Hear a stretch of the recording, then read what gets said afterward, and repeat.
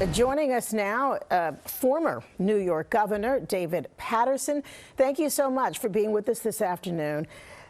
Nice to talk to you, Sandra, and you too, David. Good to see you, David. You've watched all of this unfold this morning. The mayor demands for the mayor to step down after this indictment. The mayor insisting he will not be doing that.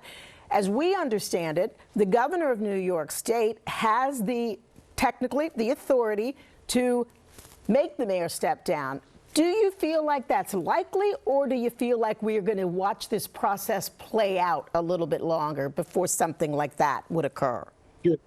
Well, first, to explain it a little more, the governor can suspend the mayor for 30 days, at which time the mayor's lawyers have got to prove to the governor's satisfaction that he should still stay in office. I don't think that that's likely. I don't think the governor is going to interfere in this particular situation. Well, let me ask you this. The last we heard from Governor Hochul's office has been that they're monitoring this situation. If you were in her shoes right now, would you call or ask at least for the mayor to step down? I don't think that the reason the governor is monitoring the situation is she doesn't have all the facts. The 57-page report just came out. No one from her staff could have read it in that time.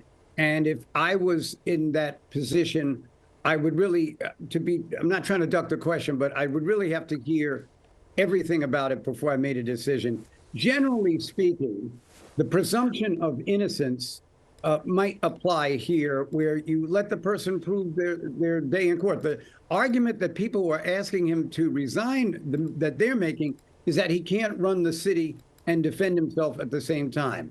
That was a decision I made when I was under investigation. I decided not to run for re-election, so that now I had plenty of time to run the state and was eventually absolved of all charges.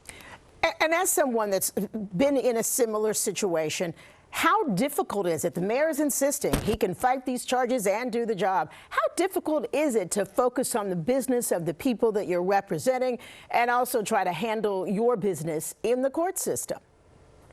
Can that be done? It's a very dialectic question, Sandra. It's very good. If you think that you're going to go through your day and it's going to be just like it was before, you've got to be kidding yourself. Being under indictment, which it's never happened to me, and I sure hope it doesn't happen to anybody watching this program. It's a very difficult situation to go through, and it's taxing on the mind. But if you're convinced that you are innocent and you're 100% sure that you can prove it, then you go through it, because look what happens. Let's say all these people call for the mayor to resign. He gets acquitted.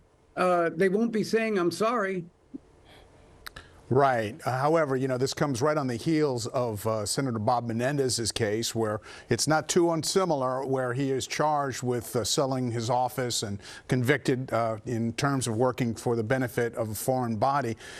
In a bigger picture, though, I got to ask you, when you look at a case like this and the point that the prosecutors are making, that there are no government official is above the law, what does it say about the city right now and its vulnerability to corruption, and the fact that we're running into a situation where it's not just the mayor that they're looking at, but clearly they're looking throughout the administration?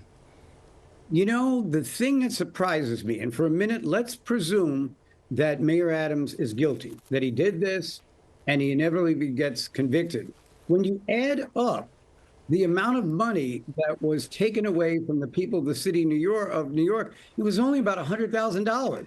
So what really kills me about corrupt situations is that not only are the people corrupt, but they really don't get that much of a benefit. They got to stay in a couple of hotel rooms and that kind of thing. I guarantee both of you, when you hear that I'm indicted, I will have stolen about $30 million, because I'm going to need $10 million for a lawyer. I'm sure you're joking, and we appreciate the context of all of that, former governor. No, but very seriously here, the public really frowns on this type of behavior. Election attendance goes down. Confidence in whoever comes in next goes down. Yeah. And it's why these are such.